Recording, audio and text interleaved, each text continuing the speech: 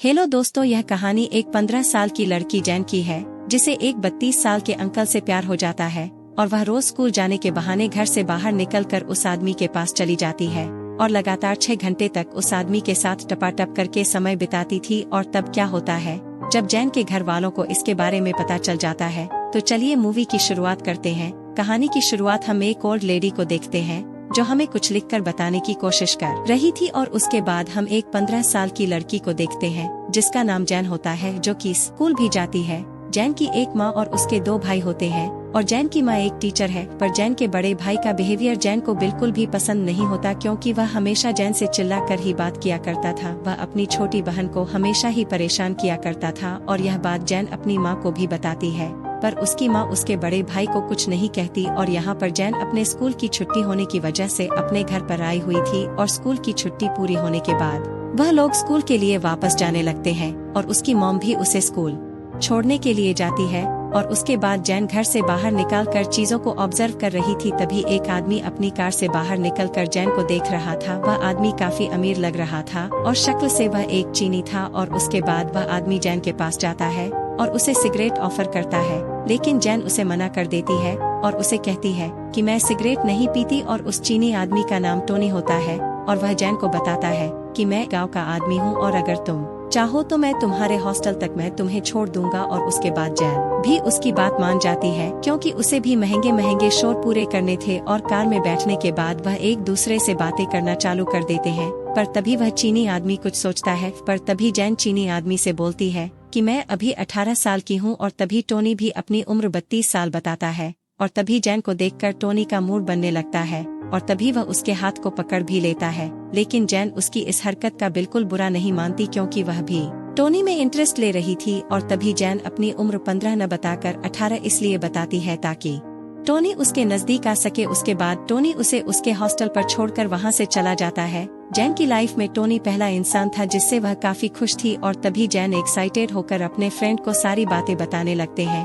अगले दिन जैन जब तैयार होकर अपने स्कूल जा रही थी तभी उसे अपने स्कूल के बाहर टोनी की कार दिखाई देती है। और तभी वह टोनी का इशारा समझ जाती है और वहां पर एक किस करके वहां से चली जाती है। और यहाँ पर टोनी अब प्यार की नाव में बैठ चुका था और इसे एक बात क्लियर हो गई थी कि जैन भी उससे प्यार करने लगी थी। और शाम को जैन की स्कूल की छुट्टी होने के बाद जैन टोनी को ढूंढने लगती है, लेकिन टोनी वहाँ पर नहीं होता। और अगले दिन स्कूल की छुट्टी होने के बाद जैन अपनी फ्रेंड के साथ डांस प्रैक्टिस कर रही होती है और तभी उसे बाहर टोनी की कार नजर आती है और वह वहाँ से टोनी की कार में बैठकर चली जाती है। और तभी टोनी उस अपनी पास के मोहल्ले वाली ओयो में लेकर जाता है और उससे कहता है कि आज मैं तुम्हें एक नई किताब पढ़ाऊंगा। और यह सब देखकर जैन को अच्छे से समझ में आ जाता है कि आज उसके साथ क्या होने वाला है। पर तभी टोनी जैन की उम्र को लेकर काफी कंफ्यूज हो रहा होता है, क्योंकि जैन की उम्र उससे काफी ज्यादा काम लग रही थी। इसलिए टोनी उसे अपने घर पर जाने के लिए कहता है और तभी जैन उससे कहती है कि मुझे पता है तुम मेरे साथ क्या करना चाहते हो। और तभी जैन उससे कहती है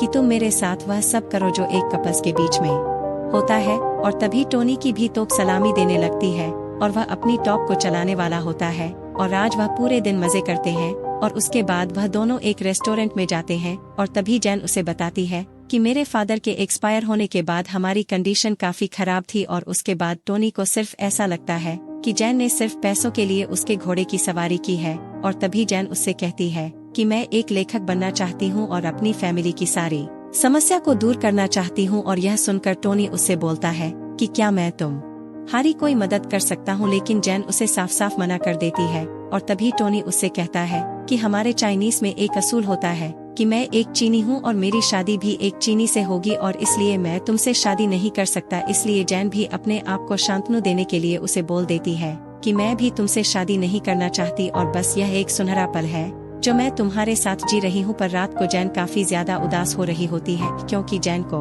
टोनी से एक सच्चा वाला प्यार हो गया था। पर जैन टोनी से अपने प्यार के बारे में नहीं बता सकती थी। और दूसरे दिन जैन स्कूल जाने के बहाने टोनी के साथ फिर से उसके ओयो में चली जाती है। और एक दिन जैन की मॉम उसे टोनी के साथ देख लेती है और घर पहुंचने के बाद जैन को एक लेटर दिखती है जो कि जैन की स्कूल कंप्लेंट थी, क्योंकि वह काफी दिनों से स्कूल नहीं जा रही थी। उसके बाद उसकी मॉम उसके ऊपर काफी ज्यादा गुस्सा करने लगती है और तभी उससे पूछती है कि इतने दिनों से तुम कहाँ पर थी। और उसके बाद जैन अपनी मॉम को बताती है कि उसका एक दोस्त है जो कि बहुत ही ज्यादा अमीर आदमी है। और यह सुनने के बाद उसके घर वाले उसके कुछ नहीं बोलते और इससे पता चलता है कि ये पैसों के कितने लालची है। एक दिन जैन अपनी फैमिली को टोनी से मिलवाने के लिए लेकर जाती है और उसके बाद टोनी उसकी फैमिली से बात करने की कोशिश करता है, लेकिन उन्हें टोनी की बातों से कोई भी मतलब नहीं होता और वह सारे लोग खाने के पीछे पड़े हुए थे। उन लोगों को सिर्फ टोनी का फोकट का खाना खाना था और टोनी इन लोगों को देखकर उनकी हरकतों के बारे में समझ जाता है और वह उन लोगों को कुछ पैसे देता है। और अब जैन के घर वालों को टोनी से कोई भी प्रॉब्लम नहीं थी और यहाँ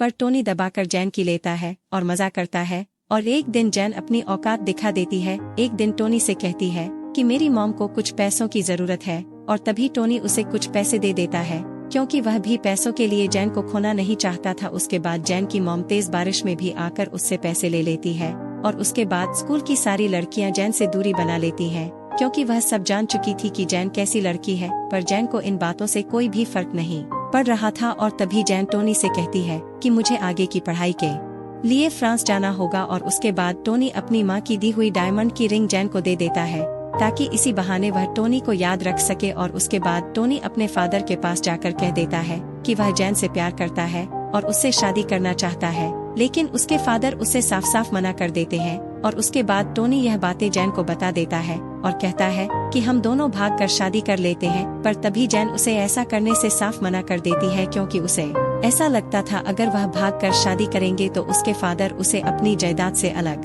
कर देंगे। और आज जब जैन अपने घर आती है, उसकी माँ उसके हाथ में वह महंगी डायमंड की रिंग देखती है और उससे कहती है कि तू इतनी महंगी रिंग कहाँ से लेकर आई, और वह उस रिंग को उससे ले लेती है। और तभी जैन का भाई किसी काम से बाहर जा रहा था, जिसे देखकर यह दोनों भाई बहन काफी खुश होते हैं, क्योंकि उसका बड़ा भाई एक नंबर का चुटिया था जो कि लोगों को भी बहुत ही ज्यादा परेशान किया करता था। और उसके बाद जैन टोनी से मिलने उसके पास जाती है, जो कि काफी ज्यादा परेशान था, क्योंकि कुछ दिनों बाद उसकी शादी होने वाली थी। और तभी जैन उसे कहती है कि जब तक कि तुम्हारी शादी नहीं हो जाती तब तक तुम मेरी घोड़ी बनाकर सवारी कर सकते हो। और यहाँ पर टोनी फिर भी रोता रहता है और यहाँ पर जैन अपनी पढ़ाई करने को फ्रांस जाने को बिल्कुल तैयार थी। और तभी जैन की मॉम जैन से कहती है कि फ्रांस जाने के लिए हमारी पूरी मदद टोनी ने की है। और उसके बाद जैन टोनी से मिलने के लिए जाती है और पूरा दिन इंतजार करने के बाद भी टोनी उससे मिलने नहीं आता। और फ्रांस जानते वक्त उसे टोनी की कार नजर आती है और यह सब देखकर उसे ऐसा लगता है कि टोनी उससे मिलने के लिए आया है, पर टोनी वहाँ पर नहीं आता। इसके बाद जैन बहुत ही ज्यादा रोने लगती है। और जानकारी के लिए मैं आपको बता दूं, कहानी की शुरुआत में हमने जिस ओल्ड लेडी को लिखकर हमें कुछ बताते हुए देखा था, असल में वही जैन थी जो कि हमें सारी कहानी वह हमें लिखकर बता रही थी, और जो कि टोनी के इंतजार में बूढ़ी हो चुकी है। और इस दौरान उसे टोनी का कॉल आता है